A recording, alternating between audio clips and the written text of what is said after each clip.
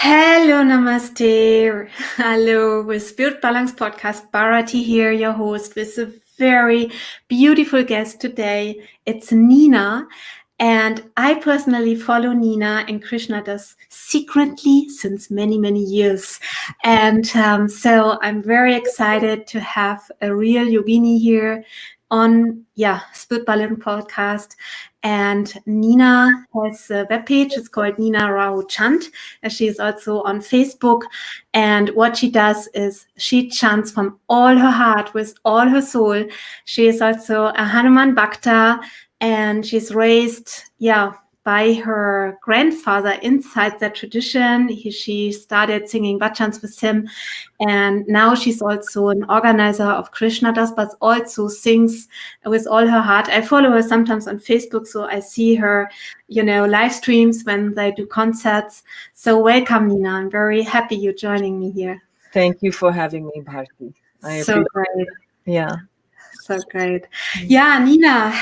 So please tell the people who are listening. Many people don't understand, I think, sometimes what bhakti means and what love to the divine means. And singing bhajans I feel, is one of the highest ways to express the love to the divine energy. How is that for you, and how you came on that path? Yeah, it's a very interesting question because it's really hard to describe something that actually everybody knows. And they just have to realize that that's what it is. We all have this feeling of falling in love, but with what? It could be anything. It could be a flower. It could be a piece of music you heard somewhere. It could be you watching a mother on the street taking care of her child. You could walk into a temple and hear bhajans and wonder, what are these people singing and why does it resonate so much in my heart? You could be taking a walk through the Black Forest and talking to the trees and the stones. This is all, I think, tapping into that stream of love that is holding everything that we're doing in our lives, but is also transcends the mental thoughts and feelings that we have all the time. It's the love that connects us and is within all of us. But there is a tradition in India, in the tradition of, I come from a Hindu family, but every spiritual tradition has the same, the idea of surrendering to the divine, invoking the divine. So bhakti, in the way that we express it, is chanting the names of the divine beings. Divine beings are not really outside of ourselves. They're really aspects of our own selves. But in the Indian tradition, which is so rich, there are visual manifestations in the form of murtis or pictures of our gurus or Hanumanji like this, or Sri Krishna or whoever, or the goddess, And to me, if you choose a particular path, it doesn't mean that it negates everything else. It includes everything. It just happens to be the thing that resonates with you. So Bhakti Yoga is this expression of the yearning for union with the divine and all the effort that goes into that, whether it's chanting, listening to the leelas, doing puja, karma yoga, there's none of it is outside of Bhakti Yoga. Absolutely. Your grandfather was a special soul who initiated you in that? Well, it's really interesting. I didn't know my grandfather for very long because I didn't actually live in the same place that he lived in. I was explaining to you earlier that my father's work was such that we lived abroad most of the time. We didn't actually live in India. So for the first 20 years of my life, I spent 10 of it off and on in India and not in where my grandfather lives. So my parents, because of the time that they grew up and were creating a family, they actually wanted us to come to the West because they felt that my sisters and I would have a better opportunity for education and career. And so they were very focused on that. But we always had the tradition in our house to do a little bit of puja. We had deities in our home, but we didn't chant, we didn't do that kind of thing. But when I went to visit my grandfather, it was a very special place in the countryside of South India, which you're familiar with. I know you spend a lot of time in Tamil Nadu. Yes. My grandfather lived on the border of Kerala and Karnataka. Mm-hmm. So very lush forests, rice fields, coconut plantations. And for us, it was special because we lived in a city, like I live in a city now in New York, where we're amongst buildings all the time. But to be in nature that way was special. But also the house was like a temple. Every night there was a beautiful puja room in which was installed Saraswati, which is our family deity. And puja was done every night, and then we went around the house and lit the lamps, and there was a tulsi plant in the front courtyards. We went and did aarti. So we kind of learned from him just by doing the daily practice. It wasn't like we had to do anything special. And he was an engineer. He was an engineer for the British government. He had retired. So the way I knew him was going around and fixing things, fixing the well, doing just organ. And then I saw a harmonium in his house. And I said, "What's this?" And I have no training in music. I just like to listen to it. And I wanted to play piano. I never had a chance to learn because we traveled so much. So I could never own a piano. And one day I asked him, I said, "Will you show me how to play this?" And he said, "I will, but you have to sing with me." And I had no idea what was going to happen. And then he called my aunts and my mother, and he said, "Okay, so I'm going to sing a line and then you repeat it." And he started by singing this one very simple bhajan to Ganesh, and it's called Vinayaka, which is another name for Ganesh. And I actually recorded it on my first album. It's there on the end of the second disc. You can hear a recording from my grandfather singing it with us. And then I sing with my children and my sisters and their children. So Wow. he did initiate us in that way. It just didn't feel like anything formal, Mm-hmm. And then I never chanted for years and years after that. My grandfather got sick, and then he passed away until I met Krishna Das. And then How did you meet Krishna? I mean, how did that happen? I mean, that is very special. It was, and I feel so fortunate that it happened that way. I had started doing yoga classes in New York back in the when was it? 94, 95. I started practicing yoga because there was a yoga teacher teaching in my gym. I used to just go and do regular exercise, and I went to this yoga class, and I realized this was a whole other practice that I had no idea about. And it really resonated with me. So I started practicing with her. And one retreat that I went to of her, she invited Krishna Das to sing at night.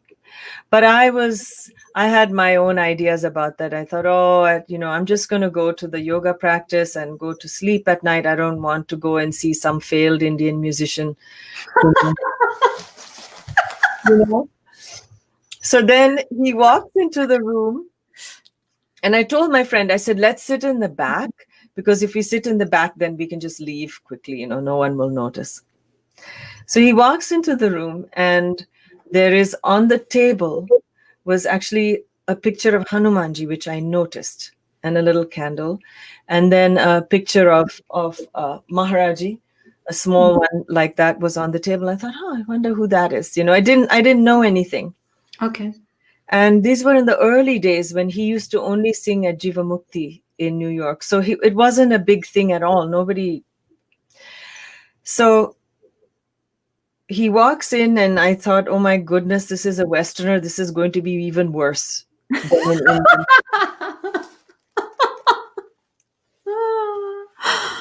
I had no idea.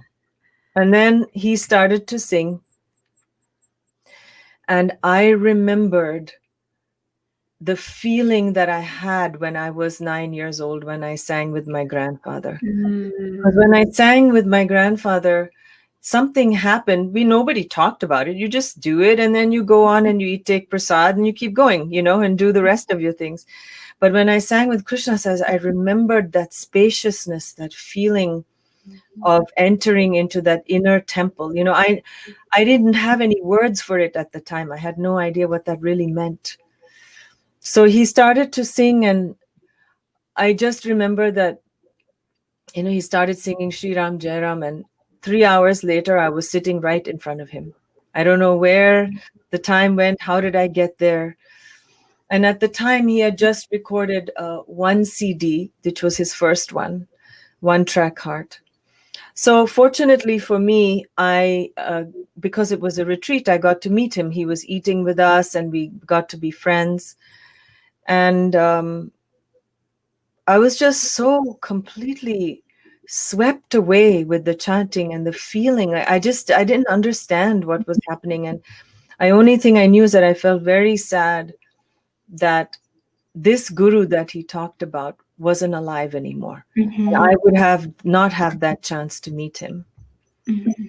But I understood later, as I started to go and sing with him, every Monday night, that really the practice is what connects us with that guru. The guru took the form of Maharaji for us. And for me, ultimately, I did end up going to Maharaji's temple and meeting Sri Siddhima and spending 20 years with her off and on, Oh, special. Yeah, I didn't stay 20 years, but every year I would go and I would have a chance to be with her. And so I found my guru, or she found me. That's great. But yeah, so that's how I met Krishnadas. And I made sure I didn't miss any Monday, and because we were friends, we would go and have coffee first and we would talk. And I just wanted to know and understand more and more. Like, where was that coming from? That special feeling that comes when he sings, he always says it's not him. He's just opening his mouth and singing, and the divine comes through. Right. And his job is to get out of the way. I like the way he says that. And I love that so much. And Ramdas was the same. And it's like kind of, and I spent a lot of years in India. And what I feel, here in Germany, I don't know in America, but I feel that many people don't understand even what a avadut is. And, his guru, Nimkaroli Baba, was a strong avadut. What do you feel about that? And what do you know, what you can share about that? I'll be honest with you and say it's beyond me to understand who is an avadut, who is not, who is an avatar, who is a guru, who's a spiritual teacher. I don't know. There's no way for me to know. The only thing I know is that it is important for people to trust in their heart. And if something resonates with you, speaks to your heart for no particular reason, then you must follow it. Because I think the truth of all this practice is, the goal of this practice is to find our way into our hearts and trust that. Right. I mean, like, one of the greatest teachings, I spend a lot of time with Krishnadas and I hear a lot of Krishnadas all the time. But the thing that stays with me the most is, one time he said to me, he said, if you don't trust your own heart, who are you going to trust? Absolutely. And that stayed with me so strongly. And I've always believed in that. And so Maharaji, from all the stories I've heard from all kinds of beings, and mostly from Siddhima, because most of the time that I spent with her, she never spoke about herself. It was always, she would say, I don't know anything. Maharaji said this. And people who were with Maharaji, they would ask him questions and he would say, I don't know anything. Hanuman knows everything. So they seem to not want to draw much attention to themselves, Yes. Yes. and yet they are there for you. Mm-hmm. One of the things that happened when I met Krishnadas was I started to read about different saints, and one of them was Raman Maharshi. I started to read the stories that the devotees told of being with him, and I felt, just looking at his image, I felt so close to him. And I think that these are the powers of these kind of beings, avdut or not, I don't know, but they are fully embodying the divine in the way they inhabit their bodies on this earth. And it's for us to recognize that, and when you recognize it, to trust that feeling and to tap into it. And so I always say that, so I got over my feeling sad about never meeting Maharaji, because I feel that every time he's spoken about, every time Ma told us a story, or Ramdas told us a story, or Krishnadas tells us a story, we're in his presence anyway. Mm-hmm. And then, as you in the Indian tradition, as you also said, every family has a main deity. So that was Saraswati Ma for you, and Krishna Das is so connected to Hanuman, and also your guru is connected to Hanuman. And how did that touch your heart, and what changed in there, and how do you feel about Hanuman?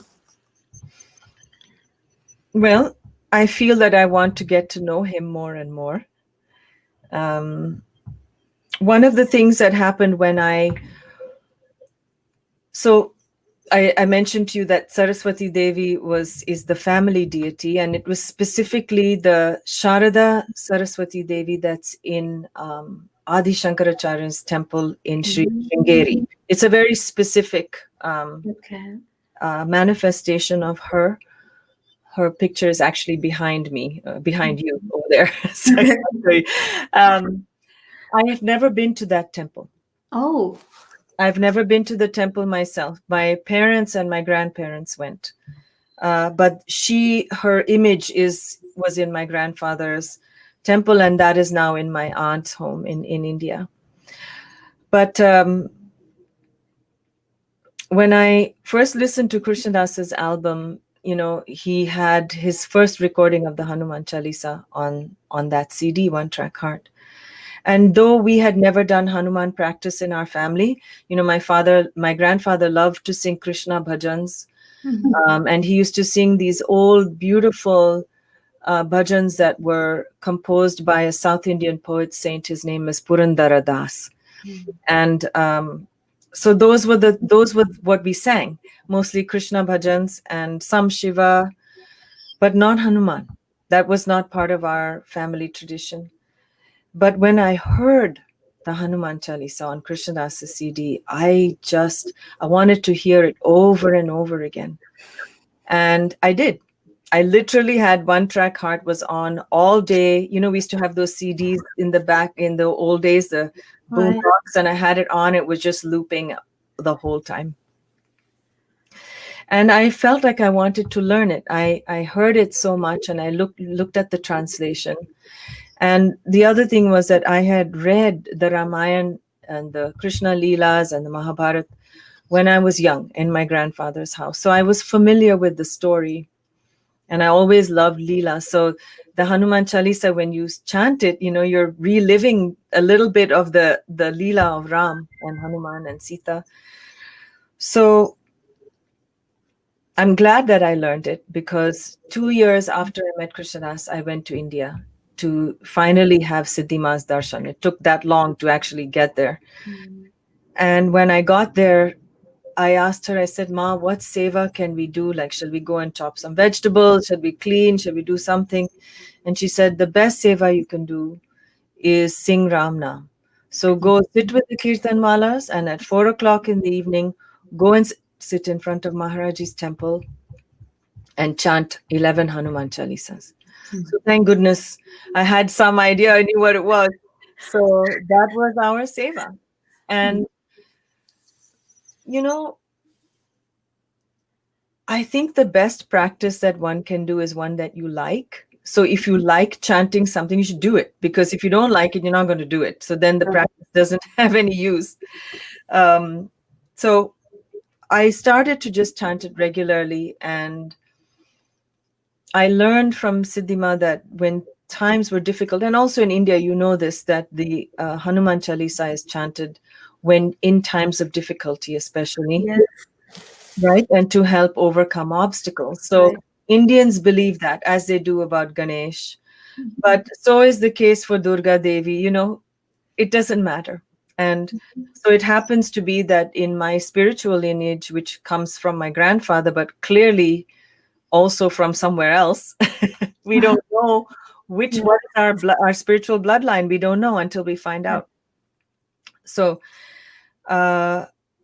any time there was any problem, Siddhima would say, go and chant the Hanuman Chalisa. Ask Mhm. Maharaji for help. Ask Hanuman for help. And if we were going through a difficult time, she said, I'll do prayers for you. I Mhm. mean, if such a being can say that, then we should take it upon ourselves to do the same. Because the power, the magic is in the prayer itself. Right. And for me, I feel it has so much to do with an open heart. When you see the image of Hanuman, Yeah. when he's getting asked what is in your heart, and he opens up, and it's not him sitting, it's Sita Ram sitting inside. I mean, this is bhakti has such a deep meaning.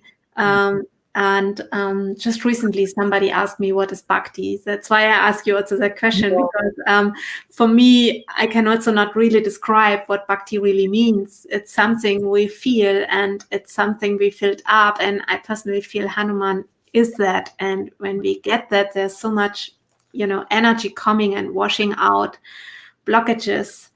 So what is your strongest experience with Hanuman you had? You like to share that? Or chanting Hanuman Chalisa, or something what happened inside of you?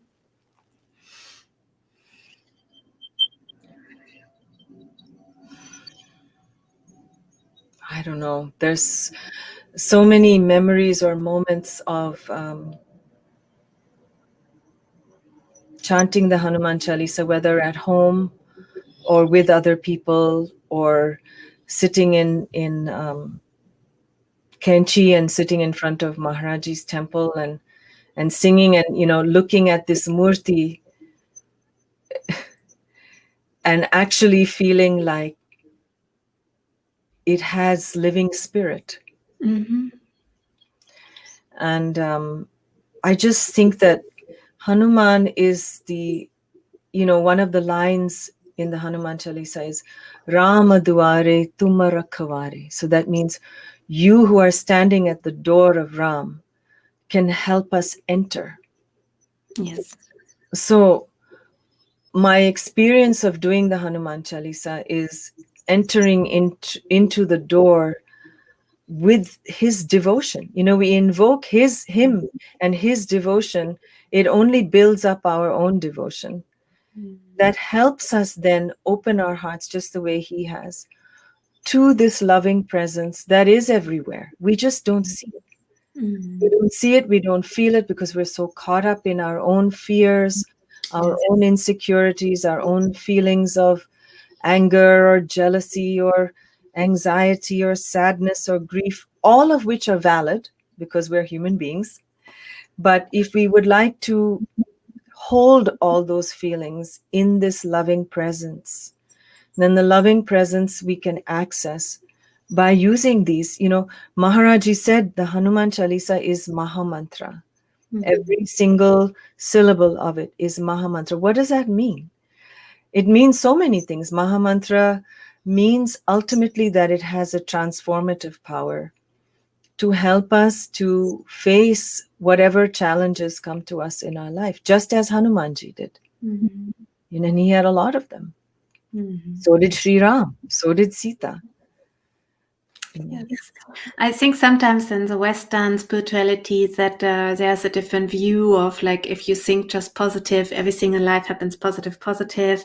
And when we see the story of the Ramayana, it was not just all positive at all. I mean, they had huge obstacles, and but what it was about to stay in your truth and to stay in the energy and to stay for something. And sometimes I personally feel some people don't stay for something, you know what I mean? Or they're wavering a lot around or just thinking about their own pleasure.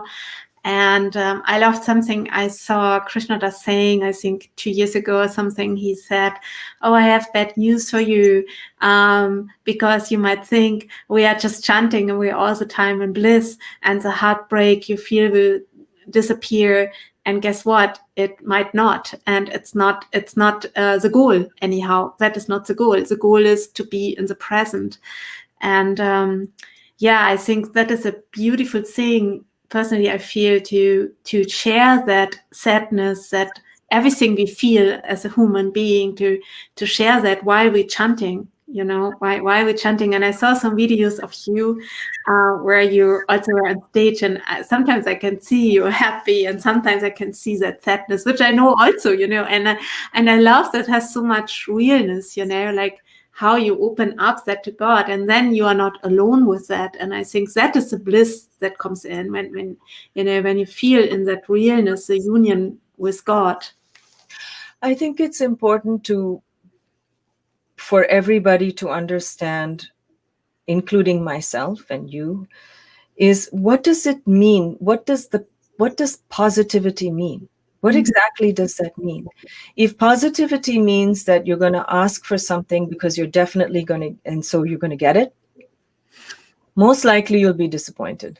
Yes. And so then, in my mind and in my heart, if I have the courage, now see, these are all aspects of Hanuman. If we walk through the Hanuman Chalisa, we can understand that the qualities that we're invoking in him are his sense of fearlessness, because I think one of the greatest things that holds us back is the fear that we're not going to get what we want, or we're going to lose what we have. We're always looking at the past or the future, and like you said, we're not able to stay present. What does it take to stay present? To stay present, we have to be able to accept everything that's going on. Now, of course, while I'm talking to you here, if I see the building on fire out there, I'm not going to stay sitting here. I'm going to say, Bharti, bye, I got to go. Call the police department. We have things we have to do, of course.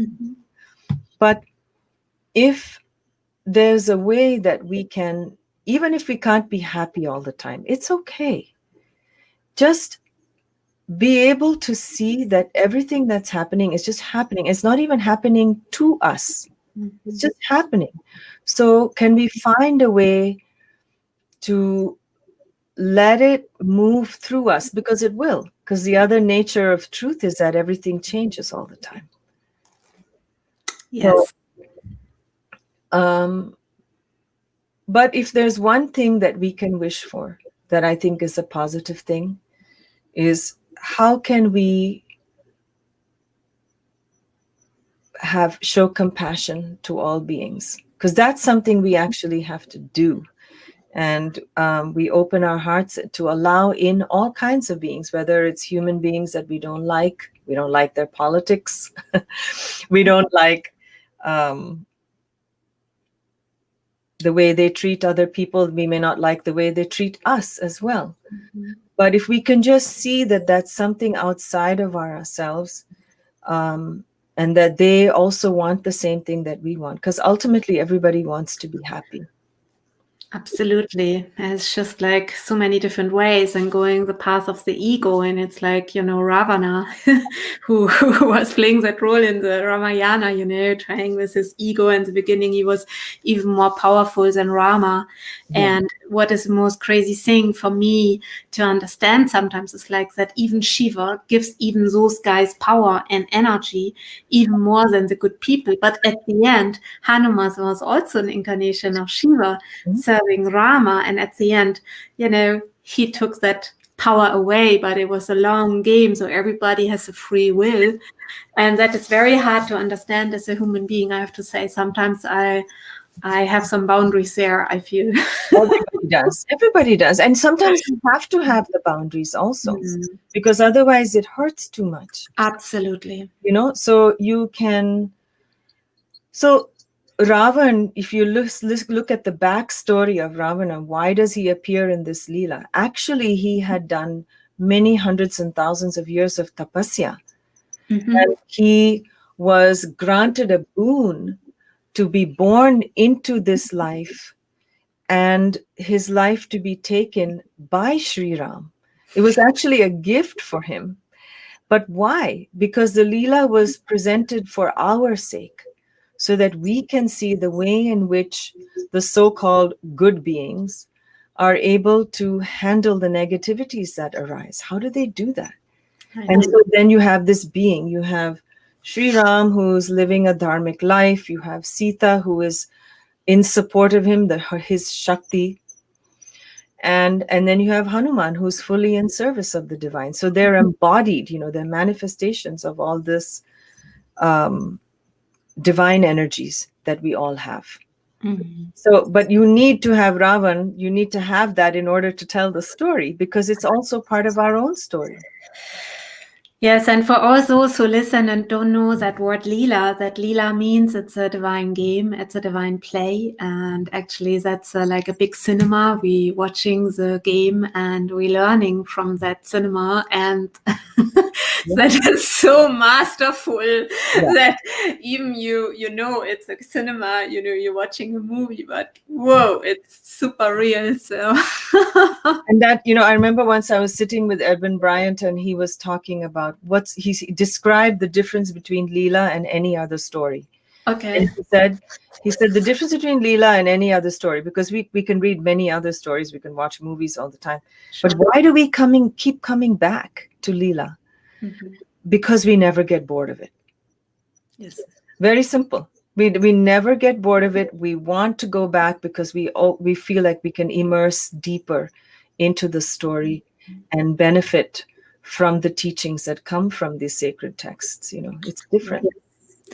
Even, the stories in the Ramayana and also in other Vedic scriptures, where you see that, the bad guys, let's say, the Rakshasas, when they get killed by a devata, they even can attain mukti, like liberation, and there was a time when I was reading, the encyclopedia of the Vedas, and I understood, oh my God, all those guys who got killed by devatas, they attained mukti, and it felt pretty unfair for me. I felt like, what is that? So the goodbyes, they're doing all that sadhana and they're building up all these lifetimes of tapas and super hardship, and these bad guys playing their role, and they got killed, by a devata, and then they reach that heaven.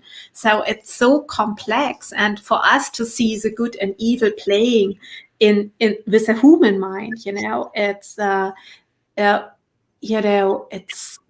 so different what our mind does from it and what is happening on the soul levels, because we see just what is happening just in front of us, but sometimes the soul levels are so much playing the role. So I wonder what the soul level of this situation right now is where we're living in.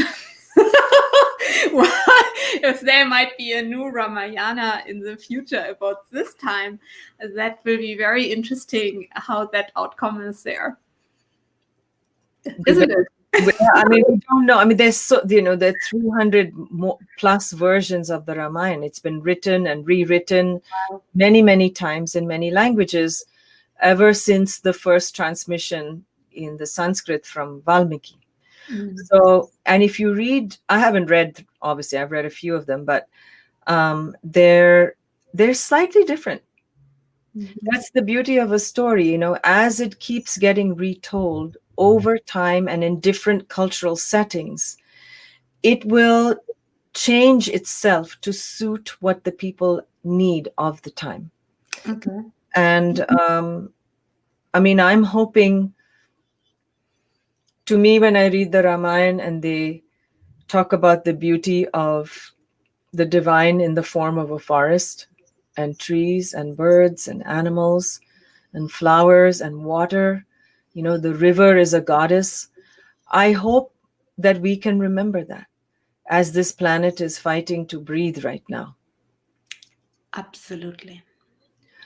Um, I hope that when you read the Ramayana and you hear about Sri Ram talks so much in the end, especially when they've fought in Lanka already, and the demons, or even before the war is about to happen, and Vibhishan comes, Ravana's brother, who's actually a bhakta of Ram, and Ram says, I welcome everybody. Mm-hmm. So that helps us with our own feeling of self-worth. Who is Ravana? Ravana lives inside us too. Yes.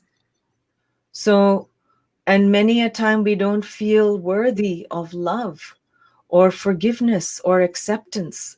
So if we can read more and more that the divine presence is there for all of us, whoever we are. Mm-hmm. I know on a thinking level, it seems like, well, so and so did this, and so he is not deserving of love or mukti. If you call it mukti, call it whatever you want. But we are all those people too, and if not in this life, in some other life we have been. The Buddhist teachings tell us, well, we've been somebody's mother. Even if you're born in a male body this life, we've been somebody's mother. And so if we can revere the mother in that way, then we can understand that everybody's also been a mother. So we can also give that kind of love and respect to anybody. It's not easy, but that is the reality in which we live. Mm-hmm. So these leelas keep reminding us, the teachings of the saints, they keep reminding us all the time. So there's a story of, and some saints say, and some yogis I know personally, they say it's not a story. There's a saying that Hanuman is still alive and he will be alive until this age is over, and that every time we chant Hanuman Chalisa, he will remember, because somehow of some curse, which turned out in a blessing somehow.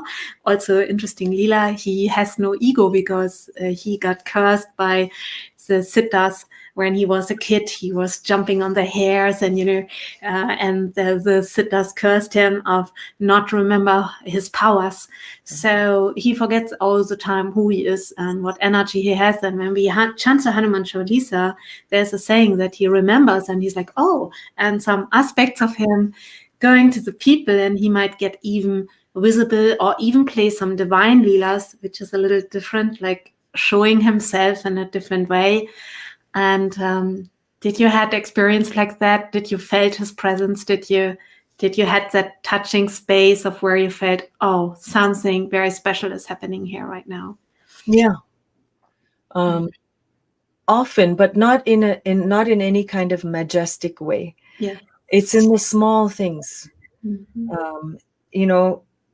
Hanuman, I mean, there have been times, for example, I'm flying on an airplane and there's turbulence and I feel nervous. So I'll start, I try to keep the Chalisa always when I'm traveling, because that was also one of Siddhima's instructions. When we would drive from the temple back to the airport, she said, do the Hanuman Chalisa all the way.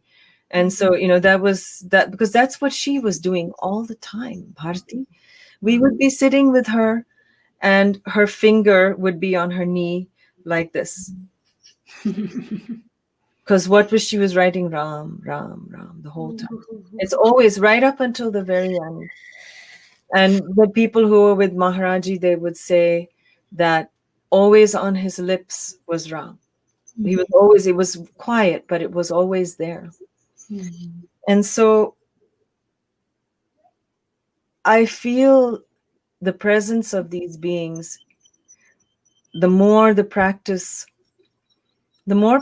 we do, the more we feel the presence of these beings, whether it's Hanuman or Sri Ram or Sita or whoever. But for me, Hanuman, I remember once I lost something and I thought, oh, I'm going to ask Hanuman, how do I find it? He knows how to find things. He found Sita. So if he can find Sita, he can help me find something. So I do that as a little trick on myself. I say, where are my keys to the car? Hanuman, please find them for me. And they'll show up. I don't know. I don't know, Bharti. I just know that the more I do this practice, the more that we open into this loving space, every moment feels more magical. Yes. I had an interesting meeting on the Kumbh Mela 2013 with a Hanuman Bhakti yogi, and he actually gave me a necklace where he chanted all the time since he's 8 years old. He's now over 40. And he gave me that. And he said, you have to chant 24 hours. And I was like looking at him, 24 hours. And what do you mean I have to sleep? And so every time we talk, he's always asking me, are you chanting 24 hours, Ram, Ram, Ram? And it's interesting because sometimes I absolutely forget. And it's like, the times when I forget, I can feel like how much my mind is taking over again and how much more I'm identifying myself with the doer, how less vibration I feel, how less Kundalini I feel. And just by remembering and just thinking, even if it's for some hours a day, the whole experience change. Even there are obstacles, the view of things are changing, but it's so hard. My mind always after all these years, always loves to forget. It's somehow my mind always finds a loophole to sneak out of the sadhana. How is that with you? Are you super disciplined? And no. No. Oh my God, no. No, I think even when we're chanting, let's just forget about the rest of the day, where you're trying to remind yourself to chant. Good. Try and do that. When you're washing the dishes, I'll say, okay, all right, so first thing I'm going to do when I'm washing the dishes, I'm going to start chanting. And then already my mind is gone somewhere else, right? Mm-hmm. Same with even here when I'm doing actual puja. Just if you actually look back and you think about when you're doing, and be like, oh yeah, I actually figured out what groceries I'm going to buy today. So all that is happening at the same time, right? It happens. It's just happens. So if we can just create, one of the things Siddhima said to me, she said, discipline is very important. Mm-hmm. Doesn't mean that she wasn't saying that you're going to do it perfectly each time, because we can't make ourselves do that. What she said was, she said, whatever is happening, if you're feeling angry, you're feeling upset, doesn't matter. Just do your prayers. Bring it all to Maharaji's feet. Any feelings that you might be feeling, bring it all to Maharaji's feet. It doesn't matter, but just do it. Do it. She was very, very clear about that. And, I also know how much practice she did. And she continued to do right up until the end. We didn't see it and she wouldn't do it in front of us, but we know what she did. There was regular puja practice done every day. She was writing Ram Ram until the very last moment.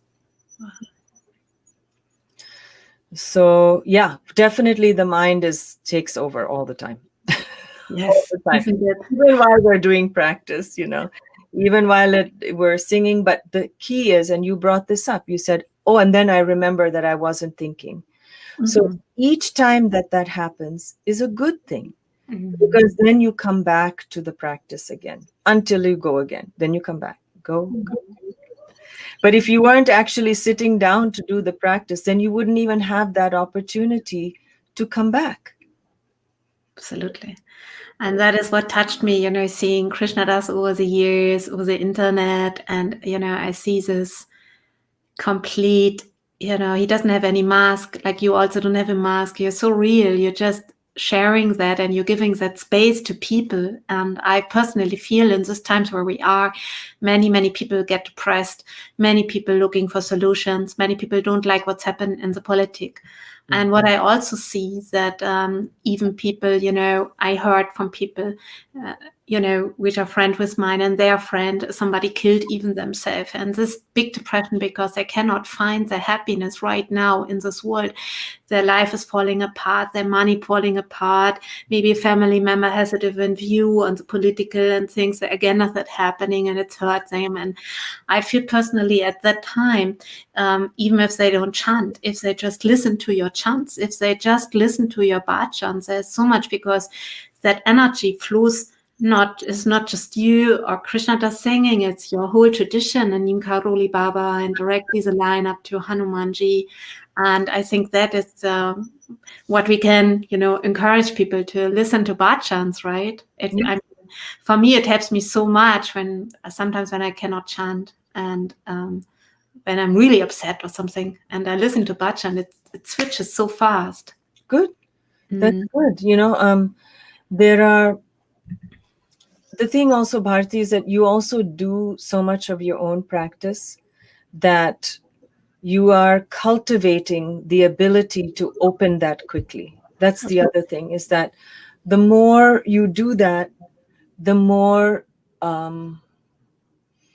we're able to let go of the thoughts. It's a practice. It's like a muscle that you develop. Krishnadas calls it the letting go muscle.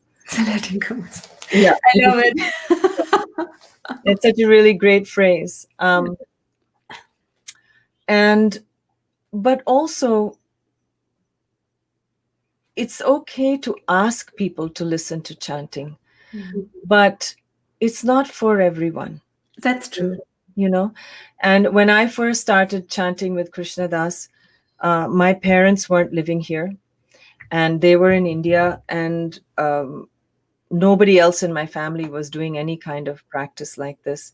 And for a while, my father actually used to write me messages and said, "Have you joined a cult?"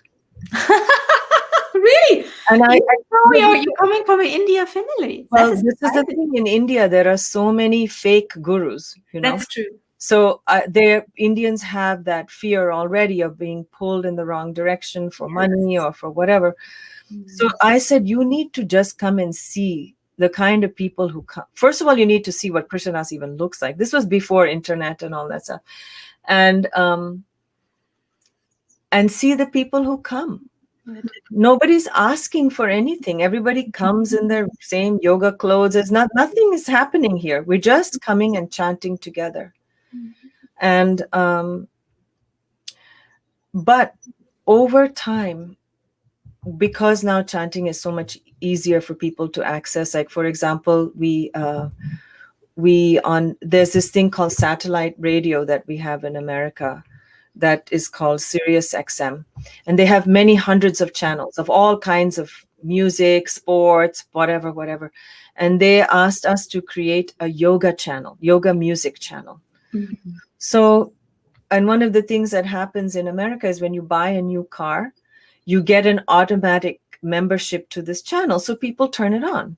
And then they start hearing, and we've received so many messages from people who say, I don't know what this is, but I feel called to listen to it. What is it? And now because of Facebook and YouTube and, things are going here and there. So when it's time to hear it, people will hear it. Right. So all you can do is share, and then either they'll like it or they won't. And ultimately, my parents would come to every single Krishnadas concert. My family is singing on my album. Everything just changed. So beautiful, so beautiful. Yes. So it's naturally and organically. Yes. And I feel personally, I met many Indian families. I don't know how that is with your family, but I feel there's some divine energy already floating in it, because also many families didn't eat meat for many, many generations. I personally feel that is a big blessing of what many Indian people don't even know how much big that blessing is, because, that meat eating does something to your soul 100% and makes you more aggressive. You're putting in that karma, Raghavendra Das, that yogi I met on the Kumbh Mela.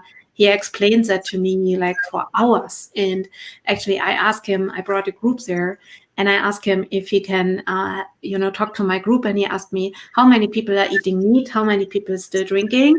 And I said, I don't know. So yeah, if you don't find out, there's no way I even teach them the real things. And I was like shocked how much, he told me what it does to your energy. And, I feel that it has a lot to do the way how we are able to love and how we are able to feel, if we're in the space of being one with the animals, with the nature, everything, and don't eat our brothers and sisters. And for many, for many families in India, it's still since I don't know how many generations, but it's something which is absolutely normal that you don't have that Rajasic energy in you.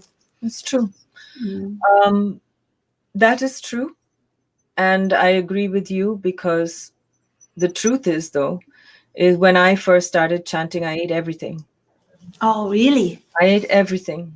Our family was a non-vegetarian family. Okay. And we grew up that way because we're from coastal India. A lot of people ate fish, so fish was a big part of the diet.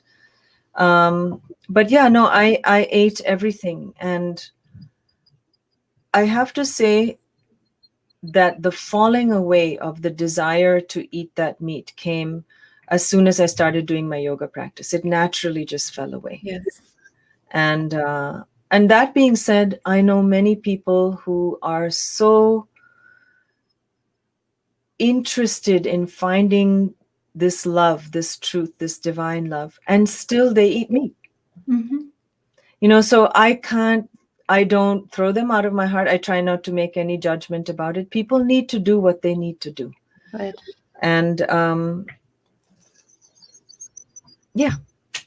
Yes. I just wish that we could, my greatest wish is that we look more deeply into where this meat comes from, what happens in order for us to have what we want. And that includes not just meat and animals, but even the natural environment, the pollution of the environment, the mining of minerals, the degradation of the ecosystems, all these things. Because I think that we are going to lose, aside from just beauty, simply beauty. There's no way to describe, just like it's hard to describe bhakti. How do you describe what is beautiful? Right. You only feel it, right? Right. So, if people can just kind of turn a little bit more in that direction, because it's our work to preserve the environment. Absolutely. Absolutely. And that is also what ashram meant in the olden days. The ashram was a place in the forest, far away, being with the nature, being, getting the energy right for doing puja and service. And now it's so much pollution and so much mind pollution in so many different ways. Yes, and also with the fake gurus, I want to say, yes, that's very true. And unfortunately, they're fishing a lot for Westerners. And one part, I'm very happy that a lot of the things coming up in the last years, even in Indian television channels. Yeah. I don't want to say any names here, but some of the people it would shock because the people in the West still don't see what's happening in the Indian television channel, on Telugu channels and Karnataka channels and stuff. But sometimes I saw, and it was like, okay, that's good. It's time for truth. One part in Kali Yuga, what is good is if you stay in your heart center, even it hurts so much, but what you can see is how the truth is exposed. What is more painful is that some people are not able to watch that and want to have that spirituality, which has like this one solution, this one guru. When you just follow that forever, you will be saved and everything. And, I really feel, yes, there are gurus who bless, but it's very, very important to do the work and to stay connected to your heart and to do the daily practice and not fall for, the outside too much to really see what's going on there. Yeah. But they're creating a lot of crazy karma. Those gurus. So are we. With every breath that we take, we're creating some karma. So Yes. we have to just find the best way to live life in a good way. Mm-hmm. Try to be a kind person, Right. and follow the model, of teachers like who are living now, like His Holiness the Dalai Lama, or whoever you might come across in your path that you feel is really open, concerned about the well-being of others, Mhm. um, in a true way. And you have that discernment will arise in your own heart just from your doing your practice and creating awareness around it. And I love that because I'm looking just down to your questions. You sent me the answers, and I Oh, sent it to everybody. And what you wrote is like there something very important to see, in your life what you learned, and was like we have to try to see and love everyone. And you said that before, no matter what they did, and that is also that's not easy. I mean, I think that some people, I heard that also some people indirectly or directly say that to me, that it's that I'm very naive. I am one part, but one part it's also not easy to be always loving and always seeing the good in things, as you said, we don't like. And but there might be a bigger leela behind, or that soul is doing their best, and how we can change it, it's just with that love space. And that's also karma yoga, right? Which is also, I feel, in that story of Sita and Ram, like, how she is serving her husband. It's something very, very, very odd for many people in this Kali Yuga. It's like everybody is, I don't want to say everybody, but most people thinking on themselves and not serving the family or the kids. And I personally felt that when I got my two kids, that I felt very naturally it's normal to stay now with them. And I just recently had my first alone night after 7 years, Yes, a long a time. long time. And now it's naturally, now it's okay for both sides. But it was, I mean, if it would only would be one, it would be earlier, but the second one came. And so, and I was always there. And now I feel they have that strong connection. But it's not always about myself, and spiritual practice is also not always about ourselves. It's also about serving others. And I personally feel, if we all, I mean, I have other places where I cannot get that so good, but I always feel this is something we all have to work on, to get stop to being so selfish, step back a little bit, and love a little bit harder, to go to that magic space. Yeah, it's hard to give yourself that, like love harder. Like, how do you love harder? Love is just already there. We just have to maybe have less judgments and Yes. allow people to be who they are. Which Mhm. doesn't mean that, if they're coming to stab you, you're going to allow them to do that. That's not what I mean. That's stupid. Yes. That's not being rational in this world. But there are so many people doing amazing work with prisoners, Mhm. who have committed a crime.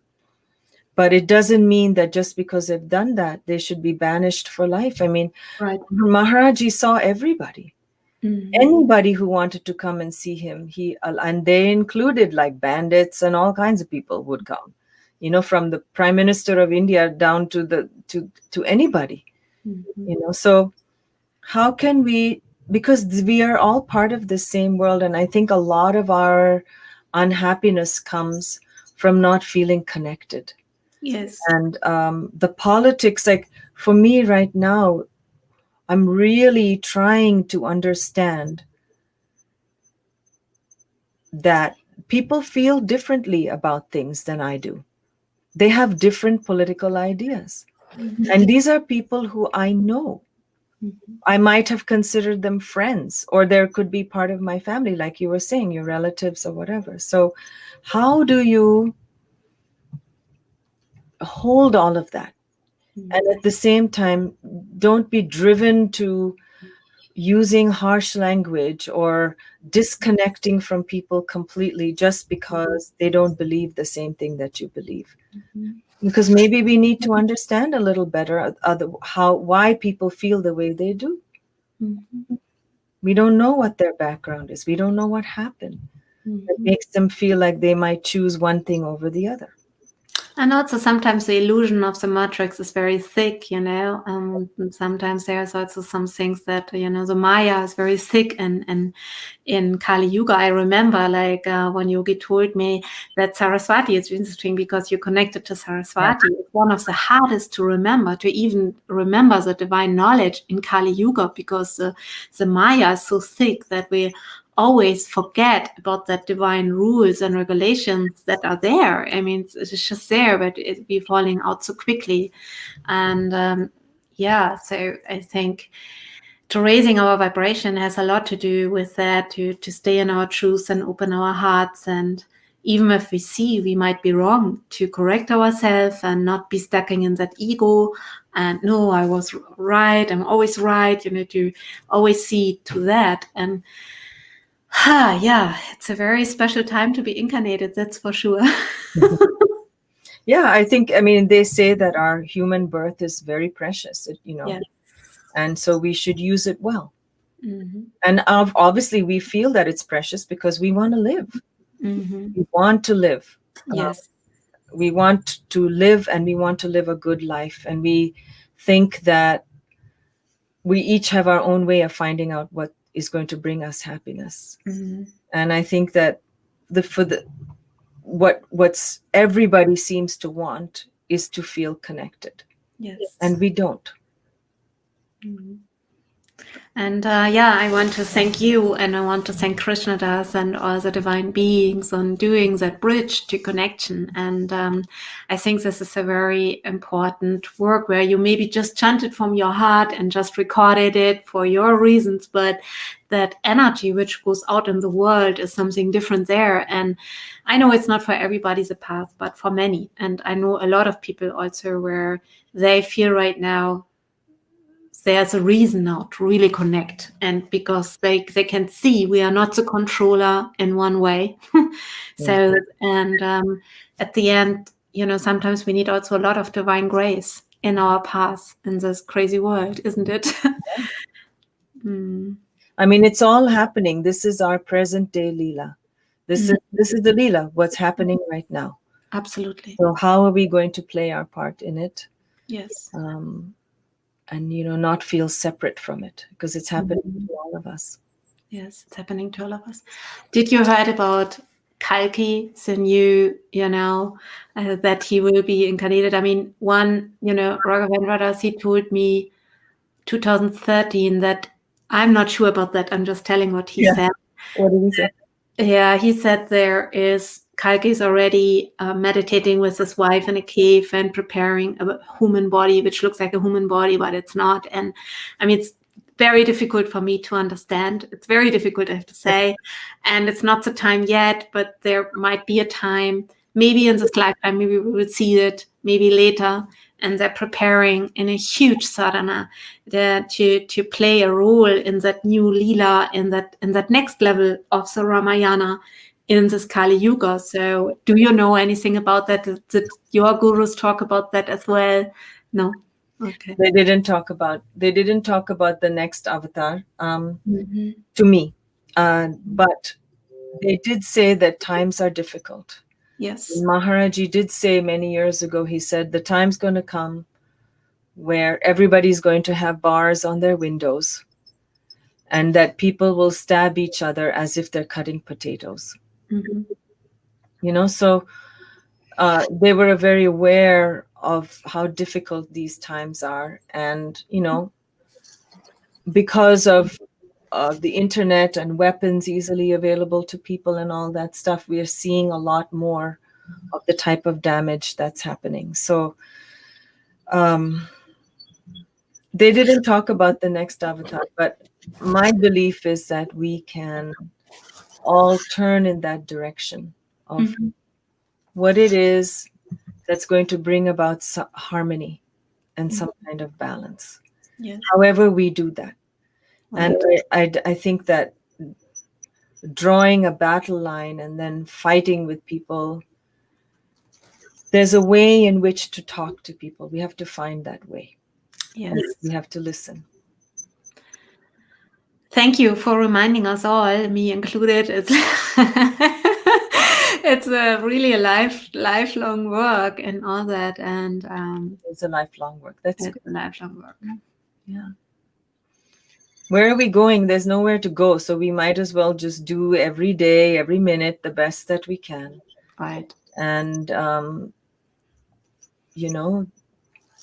Avatar might arrive in this lifetime or in 10,000 lifetimes from now. We don't know. We don't know. But the divine presence is in which we are. Absolutely. Right now. That's what all the great beings who understand that, they know that. And we can trust just this much. We have that much faith that we can trust what they're saying. Mm-hmm. Even if we don't really know. Like you said, I'm trying hard to understand. None of us understands. Yes. None of us understands anything. The only thing we know is that, we're starting to understand better and better. We can't control. Yes. The only thing we can do is figure out how we're going to meet each moment. Mm-hmm. What's the best way that we can do that doesn't cause us so much pain and other people pain? Absolutely. So, Nina, that was so great. I'm thanking you so much for being here with me on the live stream, and I would love to, in the future, maybe get you again, if you like, to another talk in the future. Bring me to Germany. Oh, yeah. Someday. I've never been to Germany, Oh, please, you come. I would love to go visit Germany, because every time I planned a tour for Krishna Das, I couldn't get to Germany. Like, I would meet him in Spain or meet him somewhere, and then I would have to go back. So I hope to make it to Germany. I have so many good German friends, so I would love that. Okay. But yes, you can talk online anytime. Sure. You have a second home here, Nina.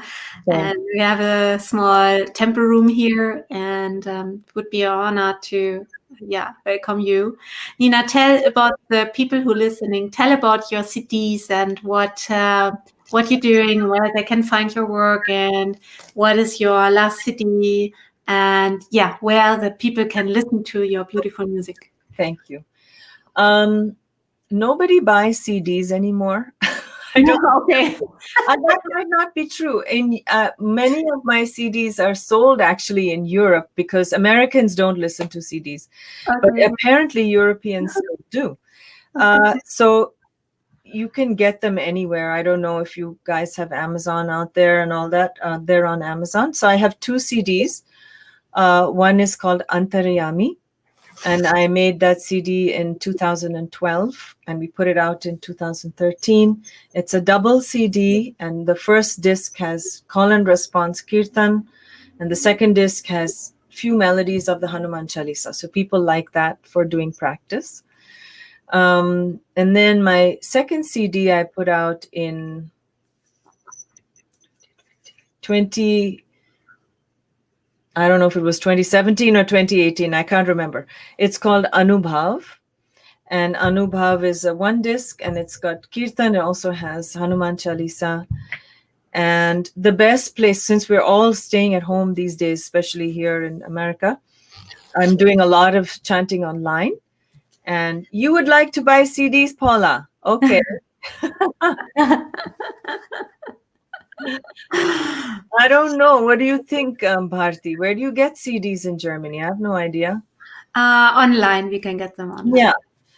So, yes, so you can tell, Paula. So, but also my music is on Spotify and Apple Music and all that.